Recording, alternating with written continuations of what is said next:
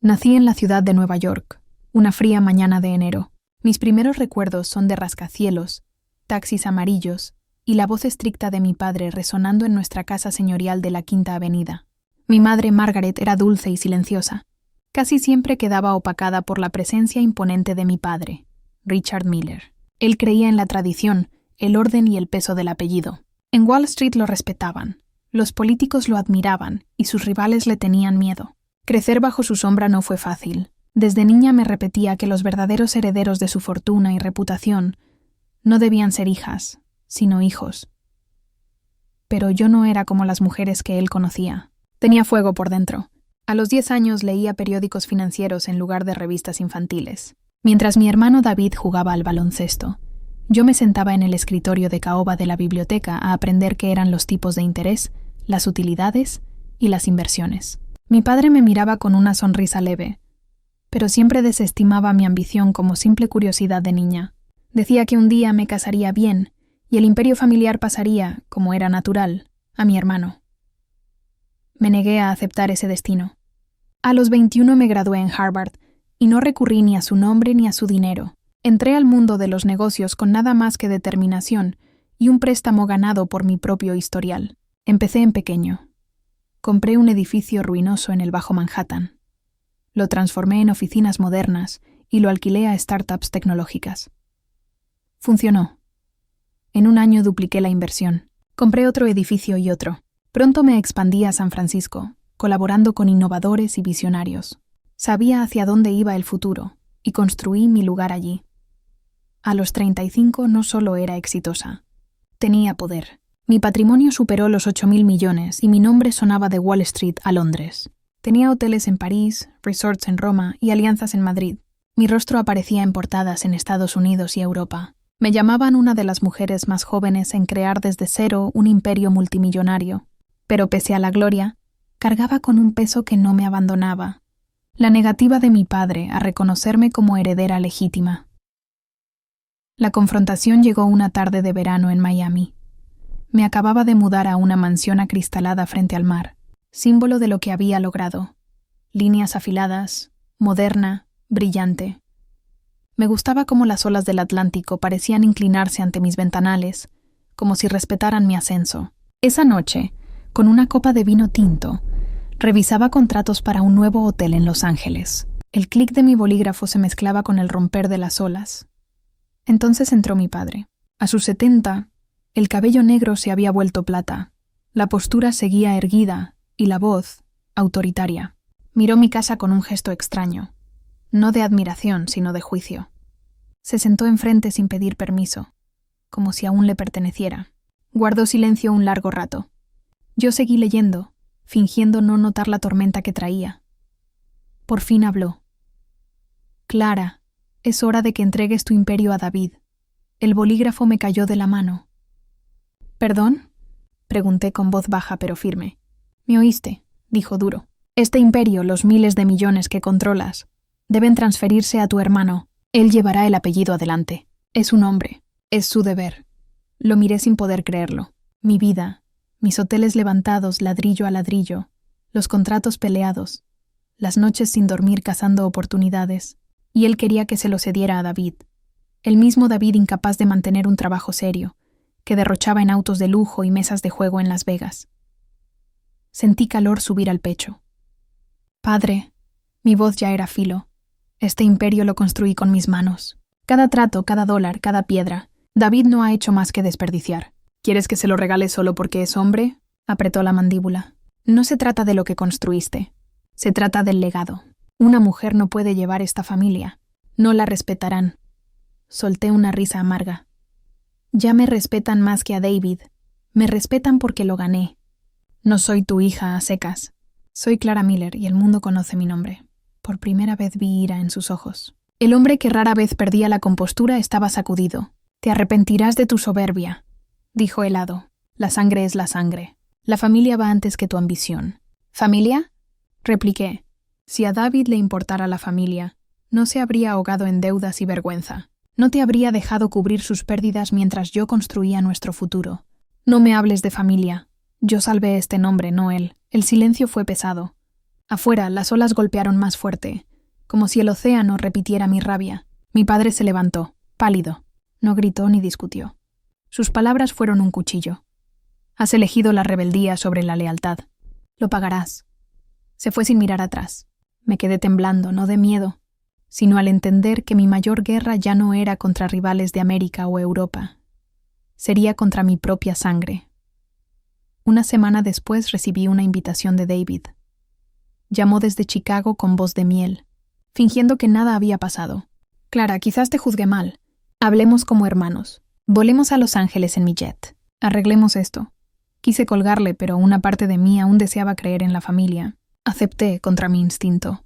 La mañana del vuelo el aire cortaba la piel. Un chofer me llevó al hangar privado. El jet brillaba en plata y azul marino. La tripulación sonrió, aunque evitaba mis ojos. Dentro, cuero crema, madera pulida, whisky y champaña. David me esperaba impecable. Sonrisa demasiado amplia. Me abrazó con rigidez. Me alegra que vinieras. No te arrepentirás, despegamos suave. Conversamos de inversiones y su nueva responsabilidad. Pero sus ojos no sonreían.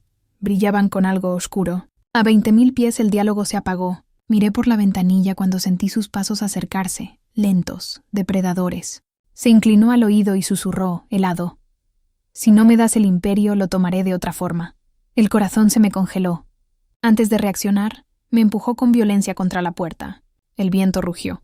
La escotilla de emergencia se abrió, y el mundo se volcó. Grité mientras mi cuerpo caía al vacío. El aire me desgarraba. El suelo era sentencia. No choqué contra tierra, sino contra agua. Un canal ancho cerca de San Luis. El impacto me dejó sin aire. El frío era un cuchillo. Perdí el norte unos segundos, pulmones ardiendo, pero la supervivencia está cosida a mi alma. Pataleé hasta la superficie. Tragué aire como si fuera oro y nadé hacia la orilla con brazos temblorosos. En la ribera, empapada, magullada y tiritando, hice un juramento. No me robarían lo mío. Si David había declarado la guerra, yo estaba lista para luchar. Horas después, una mujer llamada Eleanor, dueña de un pequeño diner, me envolvió en una manta y me dio café caliente. Esa noche, en un motel barato, me miré en el espejo, pálida, los ojos huecos, pero viva. Ya no bastaba con sobrevivir. Buscaría justicia. La sangre no bastaba. David intentó matarme. Ahora yo acabaría con sus ambiciones. 2 días después de mi caída al canal, ya estaba de regreso en Nueva York. La ciudad seguía igual. Taxis amarillos peleando espacio, bocinas estridentes, multitudes apresuradas con teléfonos en mano. Pero para mí, nada era igual.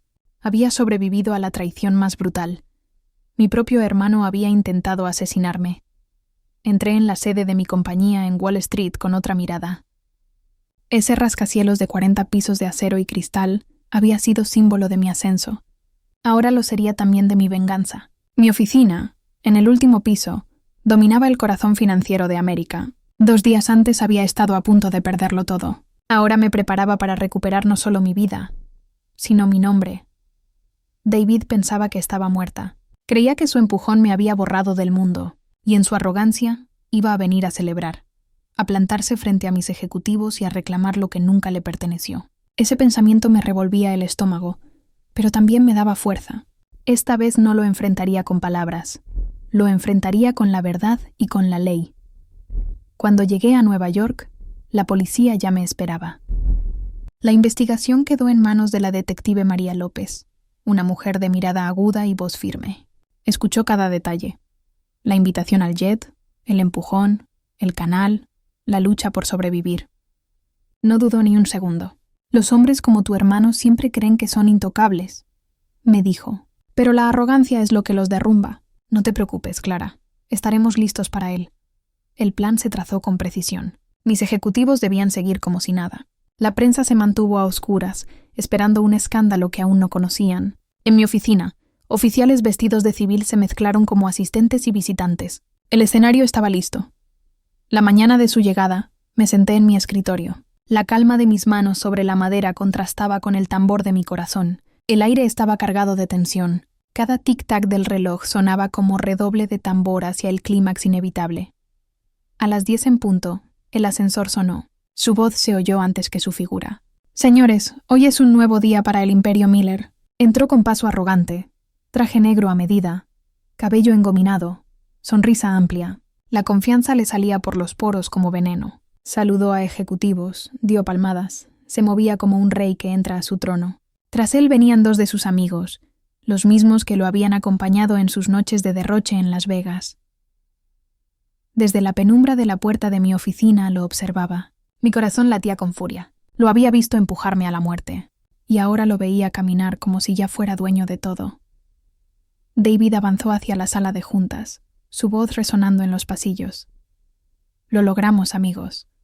El imperio es nuestro. Clara, pobre Clara, no soportó la presión. Pero honraremos su memoria, llevando esta compañía más alto que nunca. Sus palabras me revolvieron las entrañas. Hablar de mí en pasado, manchar mi legado con su mentira, era insoportable. Entonces ocurrió. La detective López salió al frente, su placa brillando bajo las luces. David Miller, dijo con voz firme que cortó el aire. Está arrestado por intento de homicidio contra su hermana, Clara Miller. El silencio cayó como un telón. Solo se escuchaba el zumbido del aire acondicionado. David se quedó inmóvil, la sonrisa cayéndosele en pedazos. ¿Qué? ¿Qué tontería es esta?, rió nervioso. Se equivocan. Mi hermana está... Sus palabras murieron en su garganta cuando salí de las sombras. La sala entera jadeó. Ejecutivos que me creían muerta ahora me veían viva, erguida, más fuerte que nunca. Nunca olvidaré la cara de David. Pálido, la mandíbula caída, los ojos abiertos como si viera un fantasma. Intentaste matarme. ¡David!, dije con voz firme aunque el corazón me golpeaba el pecho. Pero fallaste. ¿Y ahora pagarás? Retrocedió tambaleando.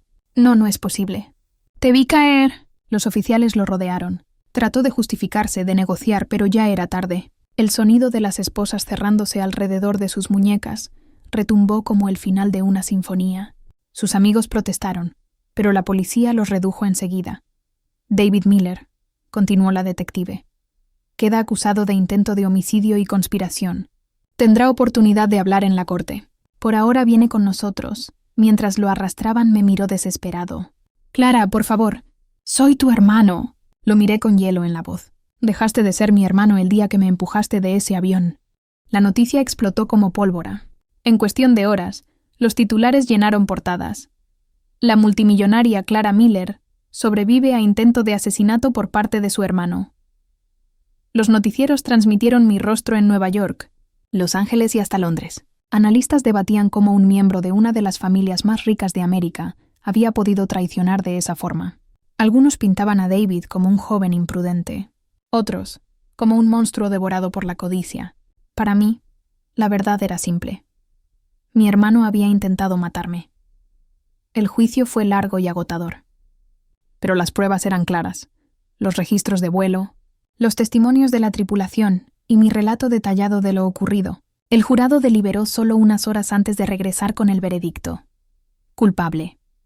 David fue condenado a 25 años de prisión. Yo lo miré por última vez en la sala. El chico con el que alguna vez compartí juguetes en nuestra casa de la Quinta Avenida ya no existía. En su lugar había un hombre encadenado por su propia envidia. Cuando los guardias se lo llevaron, ni siquiera se atrevió a mirarme. Salí del tribunal bajo el sol frío de Nueva York. Las cámaras estallaban.